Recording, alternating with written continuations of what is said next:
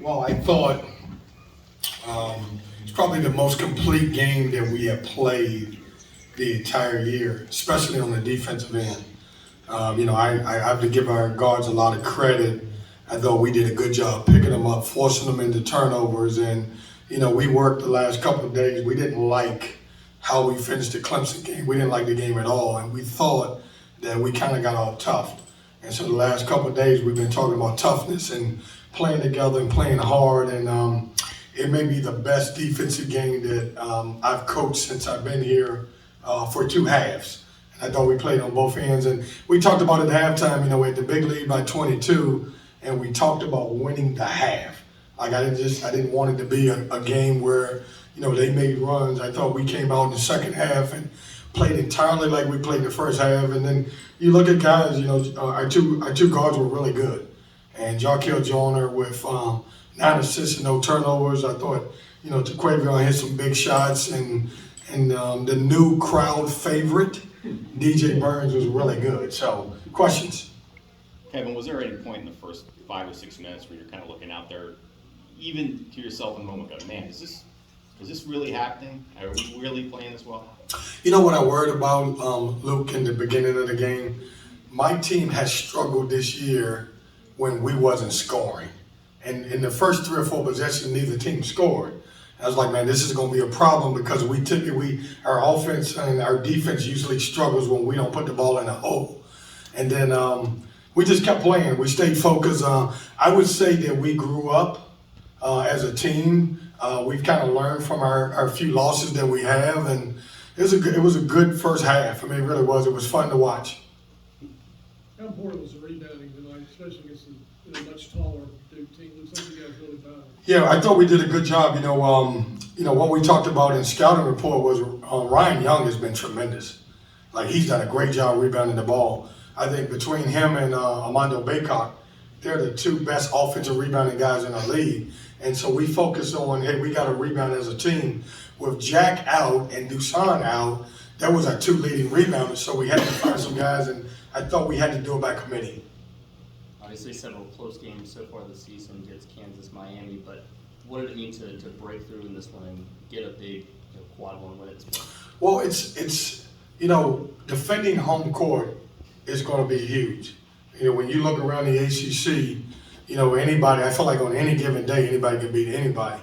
I said this the other day, it's no longer the way you look at basketball games now. It's 31 games, and every team has a quad associated with it. I remember back in the day, and I was one. Sure, Joe would say something about it. I always said if you were 10-10 in the ACC, you were getting in. It's not like that now. You have to get quad 1 wins, quad 2 wins, and we talked about it. Here's an opportunity on your home floor. You got a quad 1 team coming in. No matter what the name is, you got to do a good job and you got to win the game, and that's what happened. Well, they're talking about expanding the tournament to 90 now, so. I think it should be 120. I think 90 is way too much. You talked about defending home court and the urgency that your team had. How much did the atmosphere here in your crowd kind of help pull you through and get that going? It was great. I mean, it was, when we made runs, you could hear them. And these are always the toughest games because all of our students are not back. And so we had to rely on the community to come and people to come to the games. And I personally want to thank everybody that showed up to the games because I thought it was electric and it was a powerful game for us. And it's the first game that our guys have really felt what PNC can be like on a good night. When DJ got going in the second half there, were you just kind of saying feed the big man? Oh, man, it's like, hey, it's funny now. And I said this, and I'm saying this jokingly, so don't print it the wrong way. Tequavion Smith and Jarkel Joyner does all the hard work. They get the big lead. DJ Burns comes in and he scores all the points. Now, he was really good. And everybody saying, DJ, like they forgot about the 2 guards. But listen, I don't know if there's a better back-to-the-basket scorer in college basketball than him. And it's weird because everybody's gone more to face-up 5-man and guys who can shoot the 3, and here's a guy that can back you down, he can score, he's got a great touch, and he's been really good for us. Coach, you said that this is the best defensive game you coached in the first half and the second half. You forced 21 turnovers. At what point in the first half did you realize that your defense was going to rule the day tonight? Whatever you planned was going to work for the full 40 minutes. I think the first 4 minutes I felt like we were locked in. Now, could we sustain that? I didn't know that. We all week, well, not all week, the last couple of days we really concentrated on defending. I did more in shoot around talking about our defense than I did our offense. And, so I would say the first 4 or 5 minutes I thought we were going to be locked in. I was just hoping we could play that way for the entire game. And if I can follow that up, Casey actually brought up the lack of consistency that you guys have shown and something you guys have to be better at now that you're in this part of the schedule. How do you make sure they bring this same type of intensity to the next game with this ACC schedule? Yeah, we're growing. We've got an elite guard that came back, and I've added some new pieces. And I know because they're transfers, everybody think that we should gel right away. But we're still growing. And this was a great teaching moment. And, we learned a lot through losing to Clemson. But I would rather learn a lot through winning a game against Duke by 24. And so we're growing. We're gonna continue to get better. And I never liked the next man up mentality. I know people say that all the time. When you lose Dusan and you lose Jack, it completely changes our team. The other guys are good players, but they do it in a different way. And so I give credit to Ernest and give credit to Greg Gain, who I know people were surprised to see him out there, but he played today and it was good.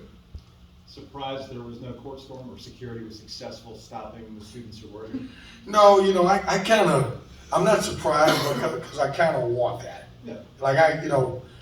Look, Duke and Carolina and the good teams in Virginia, they're all in our same league. And we got to get to the point when we win those games, it's not like our Super Bowl. And so I'm excited that I was hoping that nobody stomped the floor. And it happened that way. So it's a good win. Are Smith and Joyner players that you think kind of live for this big spotlight moment against a team like Duke? I knew, I'm still learning Jarkel Joyner. And he and it was funny because yesterday before practice, I set those two guys down. And I said, we're going to be as good as you guys are. And you guys can't be average. When I looked at, I think against Clemson, they were 7 for 31. And it was like, that's not good enough. I give you a lot of offensive freedom. You guys have to be better as a group. And I thought they stepped up today. So, we're going to go as far as they take us. You had Dusan and Miranda and Clark out, but your guys were the ones blocking shots when Duke would take the ball to the rack. Is that surprising? Were you open for that and expecting it? No, we, EB Dewana block shots. We're still trying to figure out now with Jack out. And we didn't know Jack was going to be out. Jack, if you guys look at the end of the Clemson game, it's almost like he fell on a wet spot. And we got an MRI on him, and we don't know how long he's going to be out. But that was a big concern because I had to figure out right away who was going to take those minutes. If we wasn't playing against Duke, I probably would have started LJ Thomas and kind of went with 4 guards. But we needed size because obviously they're starting 2 7-footers. Thanks, Coach. Hey, Happy New Year's, everyone. Thank you.